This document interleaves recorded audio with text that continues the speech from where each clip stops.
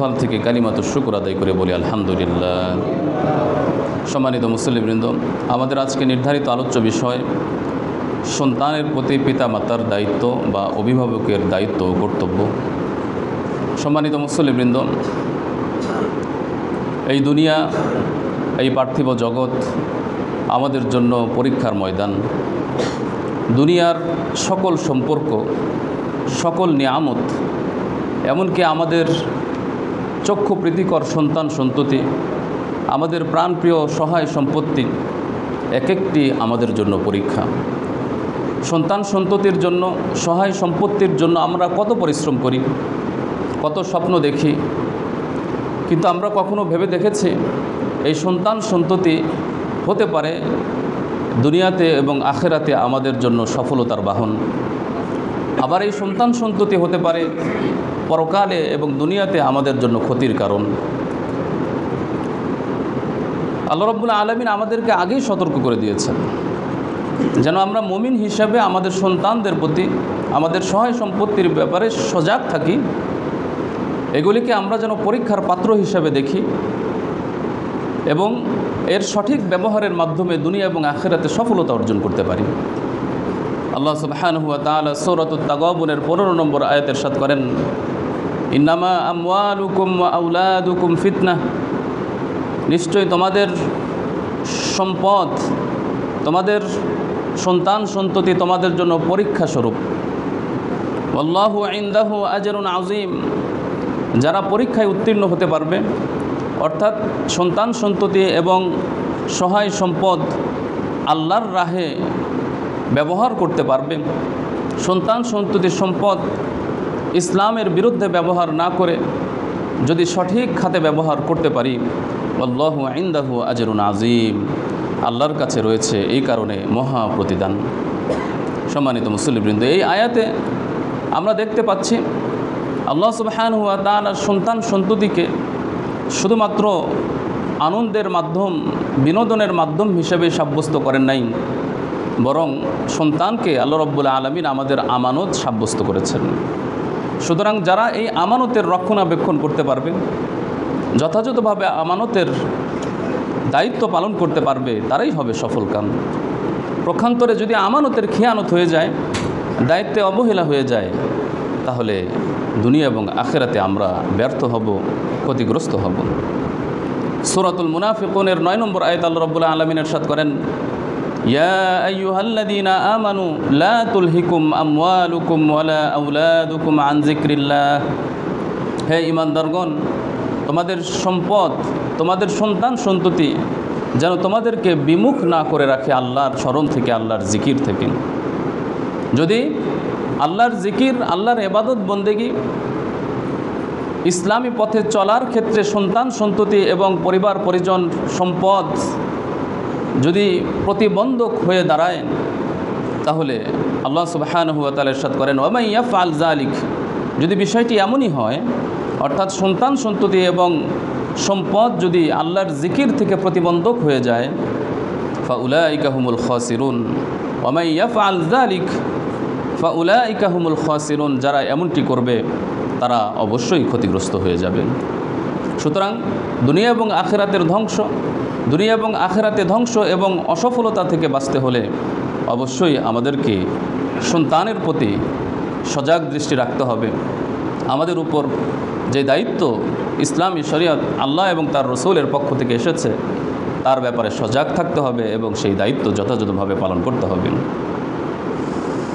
যদি আমরা আমাদের দায়িত্ব যথাযথভাবে পালন করতে পারি, তাহলে সেই সন্তান সন্ততি দুনিয়াতে যেভাবে আমাদের জন্য চক্ষু প্রীতিকর হবে, সম্মানের কারণ হবে, মর্যাদার কারণ হবে, আখিরাতেও সফলতার মাধ্যম হবে। সূরাতুত তূরের 21 নম্বর আয়াত আল্লাহ সুবহানাহু ওয়া তাআলা ইরশাদ করেন, ওয়াল্লাযীনা আমানু ওয়াত্তাবাআতহুম যুররিয়্যাতুহুম বিঈমান, যারা ঈমান আনে এবং ঈমানদারদের সন্তান সন্ততিও যদি ঈমানের দিক থেকে পিতামাতার অনুসারী হয়, অর্থাৎ পিতামাতাও ঈমানদার হয়, সন্তান সন্ততিও যদি ঈমানদার হয়, আলহাকনা বিহিম যুররিয়্যাতাহুম, তাহলে আমি পরকালে পিতামাতার সাথে সন্তানদেরকে মিলিয়ে দিব। এবং তাদেরকে একত্রে জান্নাতে বসবাস করার সুযোগ দিব।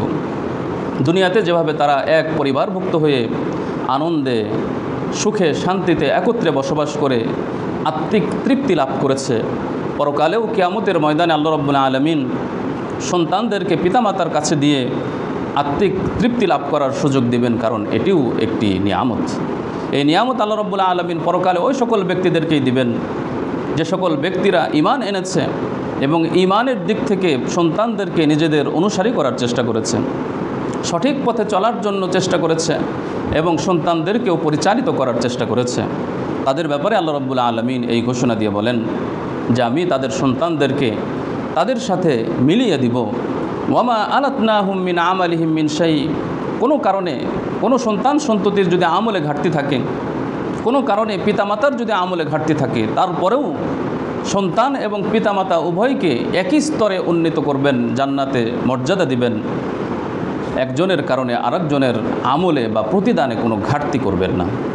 আল্লাহ রাব্বুল আলামিন দয়া করে তাদেরকে এই মর্যাদায় সমুন্নত করবেন।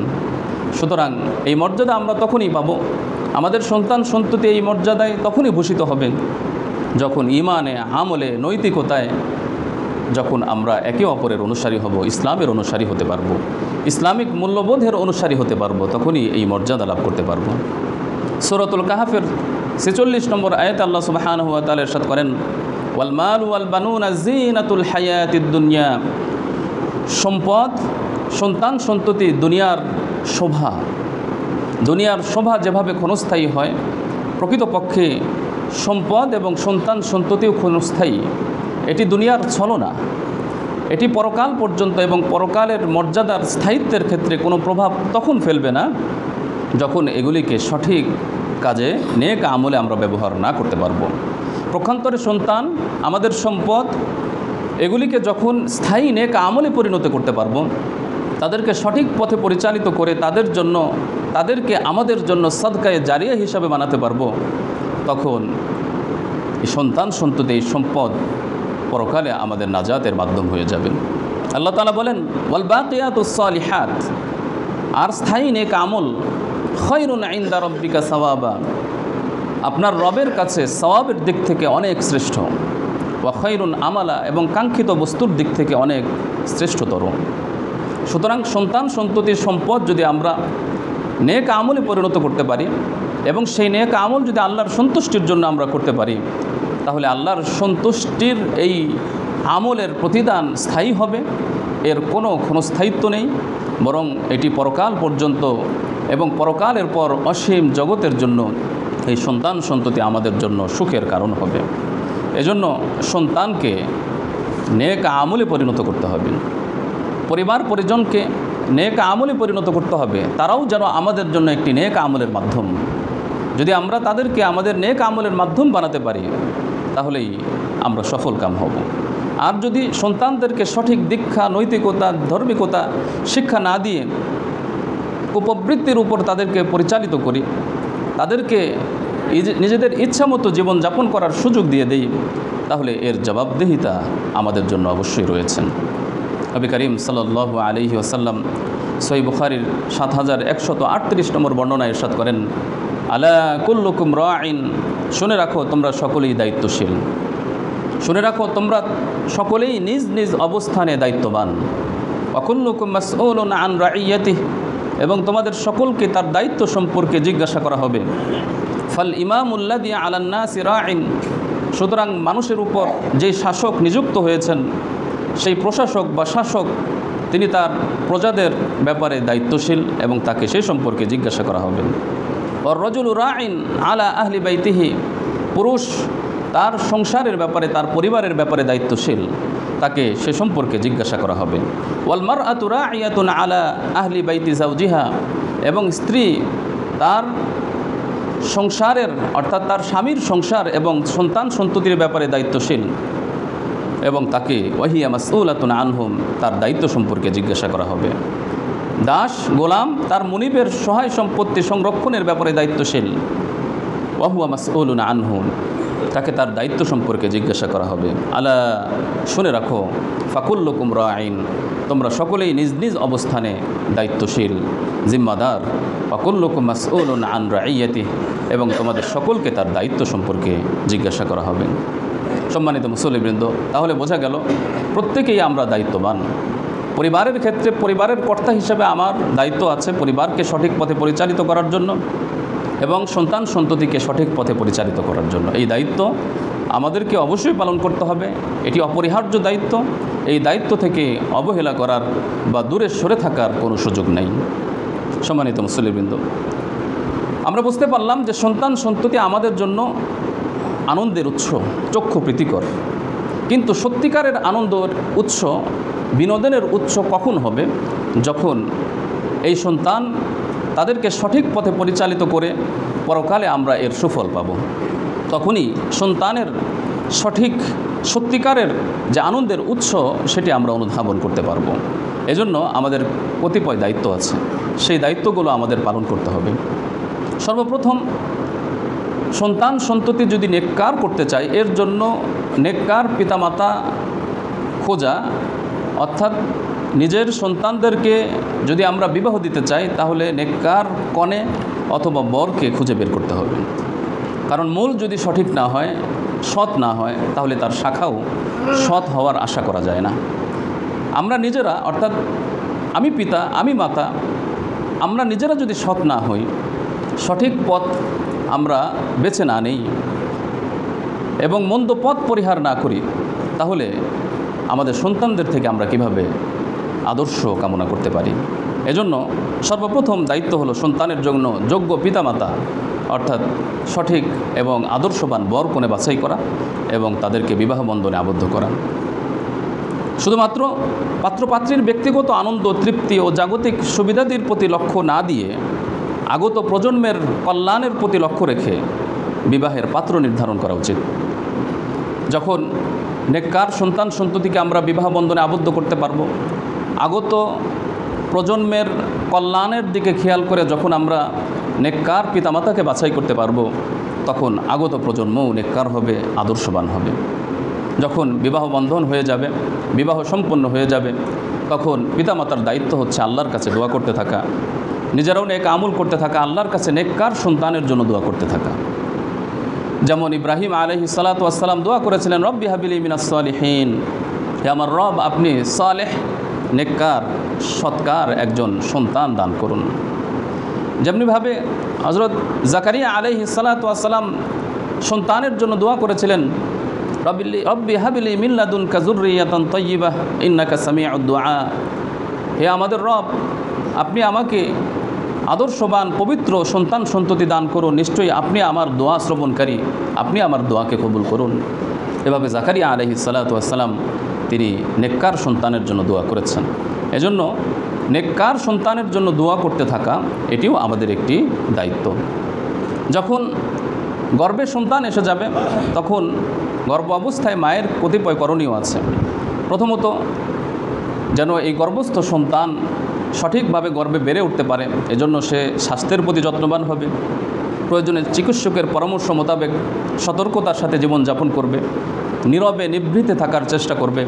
যেমন মারিয়াম আলাইহিস সালাতু ওয়াস সালাম তার গর্ভে যখন হযরত ঈসা আলাইহিস সালাতু ওয়াস সালাম আগমন করেছিলেন, তখন তিনি নির্জনে বাইতুল মুকাদ্দাসের উত্তর দিকে একটি নির্জন কক্ষ তৈরি করা হয়েছিল, সেই কক্ষে তিনি বসবাস করতেন এবং নিভৃতে থাকতেন। সুতরাং এইভাবে থাকার চেষ্টা করতে হবে। গায়রা মাহরাম পুরুষের সাথে সাক্ষাৎ করা, বেদিন এবং যারা পর্দাহীন যে সকল নারীরা আছে, উশৃঙ্খল নারীরা আছে, এমন নারীদের থেকেও দূরে থাকা কর্তব্য। গর্ভের শিশু মায়ের কণ্ঠ শুনতে পায়, মা কি বলছে তা সে বুঝতে পারে। মায়ের হৃদ স্পন্দনের সাথে তার একটা সংযোগ তৈরি হয়ে যায়, সে বুঝতে পারে যে এটা মায়ের হৃৎপিণ্ডের স্পন্দনের শব্দ। সে এতে করে গর্ভস্থ সন্তান এতে করে সে শান্তি লাভ করে। তো এই অবস্থায় মায়ের আচার আচরণ, তার কথাবার্তা সব কিছুর মধ্যে একটু পরিবর্তন আনতে হবে, যেন গর্ভস্থ সন্তানের কোনো ক্ষতি না হয়। এবং ঝগড়া বিবাদ, অহংকার, অন্যায় কাজ করা, এই জাতীয় যে সকল বিষয়গুলো আছে এগুলি পরিহার করার চেষ্টা করতে হবে। মায়ের আচরণগত এবং কর্মগত পরিবর্তন আনতে হবে, যেন মায়ের বিরূপ আচরণ এবং কর্মগত কারণে যেন শিশুর উপর বিরূপ প্রভাব না পড়ে। এজন্য বেশি বেশি জিকির করা, তেলাওয়াত করা, ইবাদত বন্দেগীতে রত থাকা, এতে করে সন্তানের সাথে মায়ের একটা আত্মিক সম্পর্ক স্থাপিত হয়, যেটা জিকিরের মাধ্যমে, তেলাওয়াতের মাধ্যমে, ইবাদতের মাধ্যমে। এজন্য সূরা আল ইমরানের 43 নম্বর আয়াতে যখন ঈসা আলাইহিস সালাতু ওয়াস সালাম মারিয়াম আলাইহাস সালাতু ওয়াস সালামের গর্ভে এসেছিলেন, তখন আল্লাহ রাব্বুল আলামিন মারিয়াম আলাইহাস সালাতু ওয়াস সালামকে নির্দেশনা দিয়ে বলেন, ইয়া মারিয়াম উকনুতি লিরব্বিক, হে মারিয়াম তুমি তোমার রবের সামনে অনুগত হয়ে যাও, ওয়াসজুদি তুমি সেজদা করো, ওয়ারকাই মা'আর রাকিঈন রুকুকারীদের সাথে রুকু করো। অর্থাৎ আল্লাহ রাব্বুল আলামিন মারিয়াম আলাইহিস সালাতু ওয়াস সালামকে এই অবস্থায় ইবাদত বন্দেগীতে রত থাকতে নির্দেশনা দিয়েছেন, কারণ এই অবস্থায় মায়ের প্রত্যেকটি কাজের প্রভাব সন্তানের উপর পড়ে। যদি মা ভালো কাজ করে তার ভালো প্রভাব সন্তানের উপর পড়ে, যদি মা মন্দ কাজ করে তাহলে মন্দ কাজের প্রভাব সন্তানের উপর পড়ে। এজন্য অশ্লীল কুরুচিপূর্ণ ছবি, নাচ গান দেখা, এগুলি থেকে বিরত থাকতে হবে। সময় কাটানোর জন্য নাটক সিনেমা দেখে সময় কাটানো হয়, এটি মোটেও কাম্য নয়। এটা সন্তানের উপর অনেক সময় বিরূপ প্রতিক্রিয়া পড়ে। সন্তান জন্মের পর যে কাজগুলো করতে হবে সেটা আমরা সকলেই জানি। সন্তান জন্মের সাথে সাথে কানে আজান দিতে হবে। অনেক ক্লিনিকে এটার ব্যবস্থা নাই, সুতরাং ক্লিনিকে যাওয়ার আগে এটা ব্যবস্থা করে যেতে হবে বা সব কিছু শুনে যেতে হবে সেখানে আজান দেওয়ার ব্যবস্থা আছে কিনা। ক্লিনিক কর্তৃপক্ষকেও এ ব্যাপারে সঠিক দায়িত্ব এবং সঠিক ব্যবস্থা করতে হবে, যেন মুসলমানের যে সকল সন্তান জন্ম নেবে তারা যেন আজান দিতে পারে। জন্মের পরে আজান দেওয়ার ব্যবস্থা করতে হবে। জন্মের কয়েকদিনের মধ্যে তাহনিক করার চেষ্টা করতে হবে। তাহনিক হলো কোনো খেজুর অথবা মধু অথবা মিষ্টি জাতীয় কোনো দ্রব্য কোনো বুজুর্গ ব্যক্তি, কোনো সম্মানিত কোনো ব্যক্তি, কোনো মহান কোনো বড় ব্যক্তির মাধ্যমে চিবিয়ে তার একটি রস বাচ্চার লালার সাথে মিশিয়ে দেওয়া, এটিকে বলা হয় তাহনিক। এতে করে ভালো মানুষের বা সৎ মানুষের সাথে বাচ্চার একটা আত্মিক সংযোগ ছোটো থেকেই গড়ে ওঠে। নবী করিম সাল্লাল্লাহু আলাইহি ওয়াসাল্লামের কাছে সাহাবীরা তাদের সন্তানরা যখনই জন্ম নিত তখনই নিয়ে আসতেন। এমন কোনো সন্তান বাকি থাকতো না যে নবী করিম সাল্লাল্লাহু আলাইহি ওয়াসাল্লামের কাছে তাহনিক করানোর জন্য নিয়ে আসতেন না। রাসূলুল্লাহ সাল্লাল্লাহু আলাইহি ওয়াসাল্লাম বাচ্চাকে নিজের কোলে বসাতেন এবং খেজুর চিবিয়ে তার একটি রস লালার সাথে মিশিয়ে দিতেন। এটি করা সুন্নাহ। সুতরাং এই কাজটি আমরা করব। সুন্দর অর্থবহ নাম রাখব, কারণ নামের একটি প্রভাব, ইসলামিক নাম রাখার চেষ্টা করব। নামের একটি প্রভাব ব্যক্তির উপর পড়ে, সন্তানের উপর পড়ে। নাম যদি সুন্দর হয় তাহলে ব্যক্তি সুন্দর হয়, তার নৈতিকতা সুন্দর হয়, তার আখলাক সুন্দর হয়। আর নাম যদি মন্দ হয় তাহলে ব্যক্তি পর্যায়ে তার সেই প্রভাব পড়ে। আমাদের অনেকেই বর্তমানে ইদানিং নাম রাখছেন মাহিন। মাহিন অনেকেরই নাম আছে, কিন্তু মাহিন শব্দের অর্থটা কি এটাকে আমরা অনেকে হয়তো জানি না।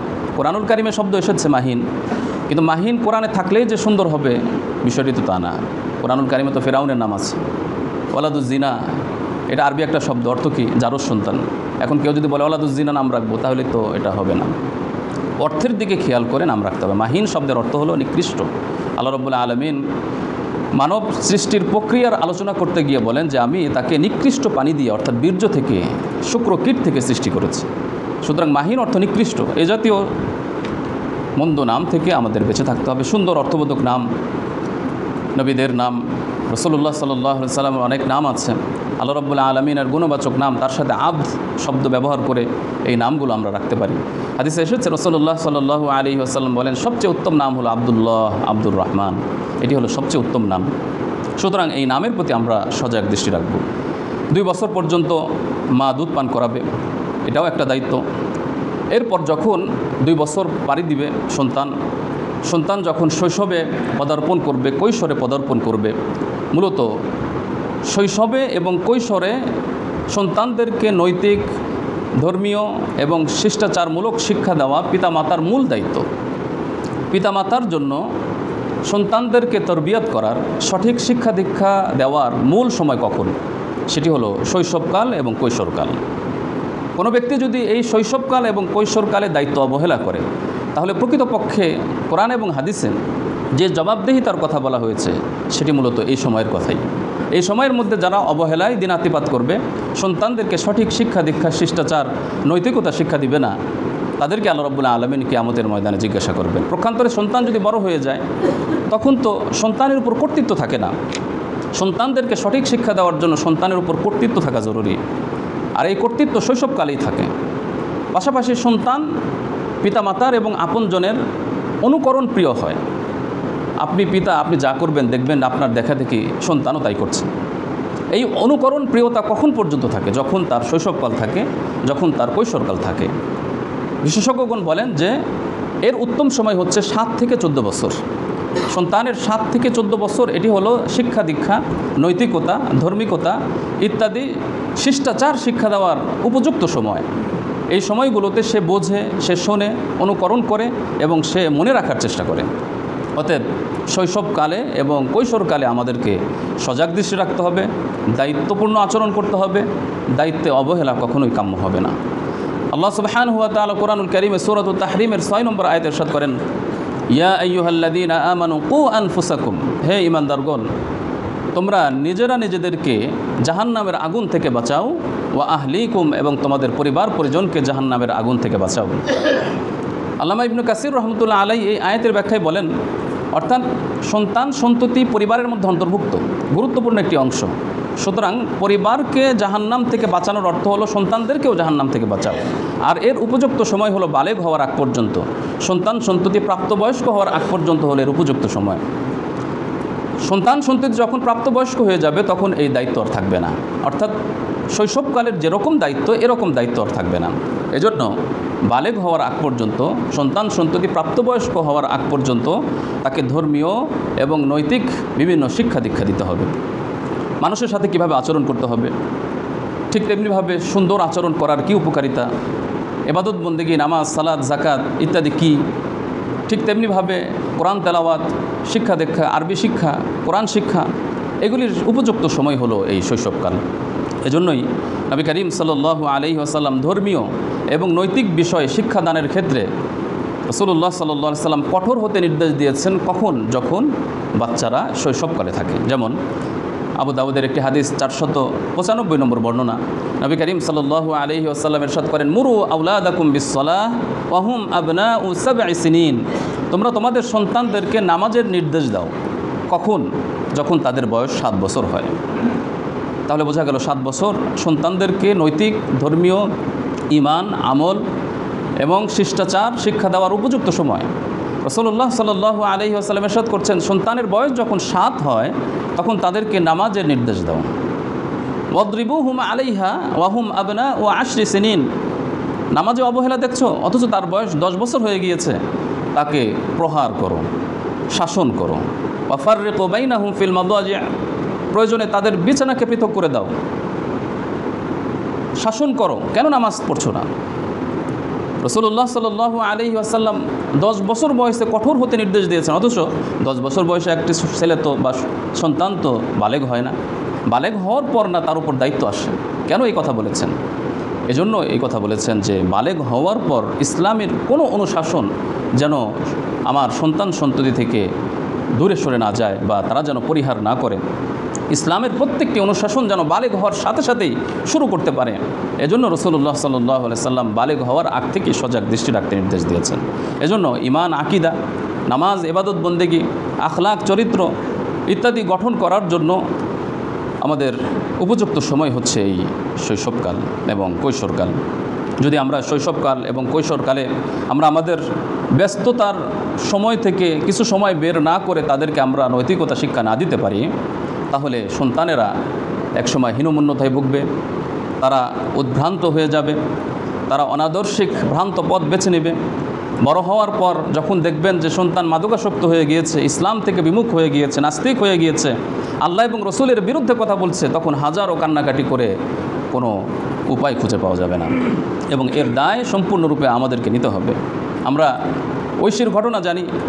ঐশীর ঘটনা, এই মেয়ে তার পিতামাতাকে ঘুমের ওষুধ খাইয়ে হত্যা করেছে। কেন? যদি আজ সে সঠিক শিক্ষা পেত তাহলে তার এই আচরণ বা তার এই পরিণতি হতো না। আমরা কিশোর গ্যাংয়ের বিভিন্ন ঘটনা দেখতে পাই। মোহাম্মদপুর সহ ঢাকা শহরের বিভিন্ন এলাকায় মাঝে মধ্যেই এরকম সংবাদ আমাদের সামনে আসে। কিশোর গ্যাং কেন তৈরি হচ্ছে? তাদেরকে আদর্শবান রূপে গড়ে তুলতে পারছি না, তাদেরকে নৈতিক শিক্ষায় শিক্ষিত করতে পারছি না, তাদেরকে ইবাদত বন্দেগী আল্লাহর সাথে সম্পর্ক স্থাপন করতে পারছি না, মসজিদের সাথে তাদেরকে সম্পৃক্ত করতে পারছি না, যার কারণে নিজেদের ইচ্ছামতো জীবন গঠন করে তারা কিশোর কাল থেকেই জ্ঞান তৈরি করছে, ছোটোখাটো বিষয়ে মারামারি, কাটাকাটি, খুনাখুনি পর্যন্ত করছে এবং তারা ধর্ষণ পর্যন্ত করে যাচ্ছে। তো এর দায়ভার তো আমাদেরকেই নিতে হবে। তো সুতরাং আমরা এই ব্যাপারে সজাগ দৃষ্টি রাখব। তাহলে বোঝা গেল যে অভিভাবক এবং পিতামাতার মূল দায়িত্ব হচ্ছে শৈশবকাল। এই শৈশবকালেই আমাদেরকে সজাগ দৃষ্টি রাখতে হবে। চাকরি বাকরি, ব্যবসা বাণিজ্য, ব্যস্ততা ইত্যাদি দোহাই দিয়ে এই দায়িত্ব থেকে দূরে সরে থাকা, এটি আসলে আমাদের জন্য ধ্বংসের কারণ হবে। এজন্য এখনই সজাগ দৃষ্টি রাখতে হবে। তবে সন্তান সন্ততি যখন বড় হয়ে যায়, প্রাপ্তবয়স্ক হয়ে যায়, তারা চাকরি বাকরি করে, বিবাহ শাদী করে, তখন কিছুটা কিছুটা কমে যায়, দায়িত্ব কিছুটা কমে যায়। এর অর্থ এটা নয় যে দায়িত্ব একেবারে শেষ হয়ে যায়। তো এই ক্ষেত্রে তখন আমাদের কি কাজ? আমাদের করণীয় হচ্ছে তাদেরকে উপদেশ দেওয়া। বাধ্য তো করতে পারবো না, বাধ্য করা তো যাবেও না। তখন আমাদের দায়িত্ব হচ্ছে তাদেরকে উপদেশ দেওয়া, নসিহা করা, কোনো ভুল করলে তাদেরকে সতর্ক করা, এটা ঠিক না, এই মেসেজ তাদেরকে পৌঁছে দেওয়া। পরিবারের কর্তা হিসাবে অবশ্যই আপনার একটা প্রভাব থাকবে, সেই প্রভাবটি আপনি যথাযথভাবে কাজে লাগাবেন উপদেশের মাধ্যমে, নসিহার মাধ্যমে, পরামর্শ দেওয়ার মাধ্যমে। পাশাপাশি তাদের সাথে সুসম্পর্ক বজায় রাখতে হবে, সম্পর্ক ছিন্ন করা যাবে না। তাদের যেন তারা নৈতিক পথে চলতে পারে, হেদায়েতের পথে চলতে পারে, এজন্য দোয়া করতে থাকতে হবে। নিজের কোনো ত্রুটি বিচ্যুতি যদি অতীতে হয়ে থাকে, শৈশবকালে যে দায়িত্ব পালন করার কথা ছিল, সেই দায়িত্ব অবহেলার কারণে ক্ষমা প্রার্থনা করতে হবে। শৈশবকালে রাসূলুল্লাহ সাল্লাল্লাহু আলাইহি ওয়াসাল্লাম সাহাবীদেরকে বিভিন্ন নৈতিকতা শিক্ষা দিয়েছেন, দিন শিক্ষা দিয়েছেন। এর অনেক দৃষ্টান্ত আছে। এই দৃষ্টান্তগুলো আমরা যদি আলোচনা করতে যাই তাহলে অনেক সময়ের প্রয়োজন।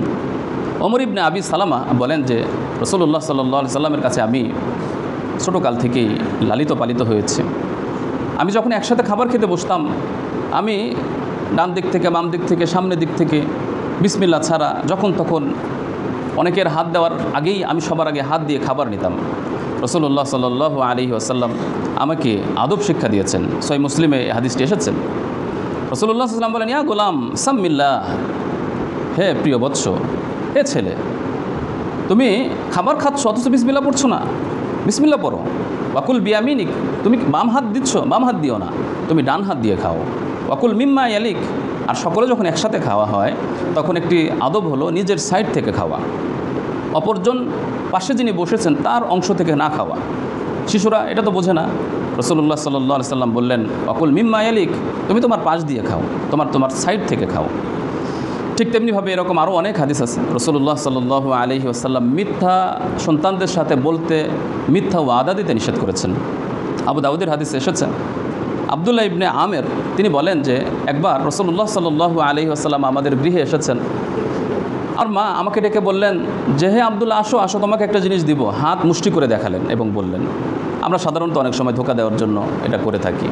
রাসূলুল্লাহ সাল্লাল্লাহু আলাইহি ওয়াসাল্লাম এর আগে তাকে সতর্ক করলেন, থামো থামো, তুমি তাকে যে বলছো তোমাকে কিছু দিবে, তুমি তাকে কিছু দিবে, আসলে কি তাকে কিছু দিবে নাকি তোমার হাত খালি? তখন তার মা বলল যে না, আমার হাতে আসলে একটা খেজুর আছে, আমি তাকে খেজুর দিতে চাচ্ছি। রাসূলুল্লাহ সাল্লাল্লাহু আলাইহি ওয়াসাল্লাম বললেন, যদি তুমি তাকে খেজুর না দিতে, খালি হাতে তাকে ডেকে বলতে আমি তোমাকে দিব, তোমাকে চকলেট কিনে দিব, অথচ দিচ্ছেন না, সন্ধ্যার সময় চকলেট কিনে দিব, এখনই তোমাকে এটা করব সেটা করব, অথচ দিচ্ছেন না, তাহলে মিথ্যা ওয়াদা দেওয়ার অথবা মিথ্যা কথা বলার গুনাহ হয়ে যাবে। এজন্য সন্তানদের সাথে উপহাসমূলক মিথ্যা কথা বলাও ঠিক না। খাটের নিচে ভূত আছে, পুলিশ আসবে, ইত্যাদি ইত্যাদি বিভিন্নভাবে আমরা তাকে কি দেখাই, ভয় দেখাই। তো খাটের নিচে যদি পুলিশ থাকে, আমি যে কথাটা বলছি এটা কি সত্য? এটা তো সত্য না। সুতরাং সন্তানদেরকে ভয় দেখাবেন বা প্রয়োজনে তাদেরকে সতর্ক করবেন, মিথ্যা দিয়ে না, সত্য দিয়েই তাদেরকে সতর্ক করবেন। রাসূলুল্লাহ সাল্লাল্লাহু আলাইহি ওয়াসাল্লামের সামনে হাসান রাদিয়াল্লাহু তাআলা আনহু একবার একটা খেজুর মুখে দিয়েছিলেন। সহিহ বুখারীর হাদিসে এসেছে, রাসূলুল্লাহ সাল্লাল্লাহু আলাইহি ওয়াসাল্লাম তৎক্ষণাৎ তার কাছে গিয়ে মুখ থেকে খেজুর বের করে নিলেন এবং বললেন, এই খেজুর তোমার জন্য খাওয়া হালাল না, কারণ এটা সাদাকার খেজুর, আমি এবং আমার বংশধরেরা সাদাকা গ্রহণ করে না, সাদাকা আমাদের জন্য হারাম। তাহলে রাসূলুল্লাহ সাল্লাল্লাহু আলাইহি ওয়াসাল্লাম বাচ্চাদেরকে কত সজাগতার সাথে তাদেরকে নৈতিক শিক্ষা দিয়েছেন, তারা যেন সঠিক পথে বেড়ে ওঠে। লোকমান আলাইহিস সালাতু ওয়াস সালামের ঘটনা সূরাতুল লোকমানে আমরা সেখান থেকে দেখে নিব যে তিনি তার সন্তানদেরকে কিভাবে দাওয়াত দিয়েছেন, সঠিক পথ দেখিয়েছেন। এই বিষয়গুলো আমরা দেখব, এগুলি থেকে আমরা শিক্ষা গ্রহণ করব এবং তাদেরকে আদর্শবান সন্তান হিসেবে গড়ে তুলব। ইমাম গাজালি একটি সুন্দর কথা বলেছেন যে 7 বছর পর্যন্ত তুমি তোমার সন্তানদের সাথে রাজার ব্যবহার করো, তাদের সাথে খেলো, তাকে রাজার আসনে করে রাখো, যা চাই তাই দাও। পরবর্তী 7 বছর পর্যন্ত শিক্ষকের মতো শাসন করো, কোনো ভুল হলে কোনো ছাড় নাই। পরবর্তী 7 বছর পর্যন্ত বন্ধু হয়ে থাকো, অর্থাৎ মৃত্যু পর্যন্ত এরপর বন্ধু হয়ে থাকো।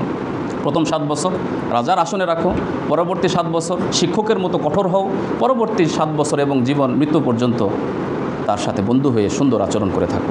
সুতরাং এ ব্যাপারে আমরা সজাগ দৃষ্টি রাখবো। আমাদের সন্তানকে যদি আমরা সঠিক পথ দেখাতে পারি, তাহলে এই সন্তান আমাদের জন্য সাদাকা জারিয়া হবে, পরকালে আমাদের নাজাতের উসিলা হবে।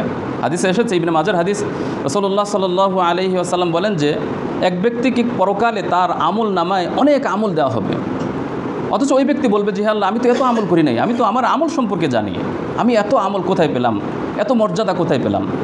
তখন রাসূলুল্লাহ সাল্লাল্লাহু আলাইহি ওয়াসাল্লাম বলেন যে তাকে বলা হবে তোমার সন্তানের কারণে, তোমার সন্তান তুমি রেখে এসেছিলে, তারা নেককার ছিল, তোমার জন্য মাগফিরাত করেছে, তোমার জন্য দান করেছে, যার কারণে আজকে তোমার এই আমল নামায় এত আমল দেওয়া হয়েছে। আল্লাহ তাআলা আমাদের সকলকে, আমাদের সন্তানদেরকে সঠিক এবং আদর্শবান করে গড়ে তোলার তৌফিক দান করুন, আমিন। যারা সুন্নত পড়েনি সুন্নত আদায় করে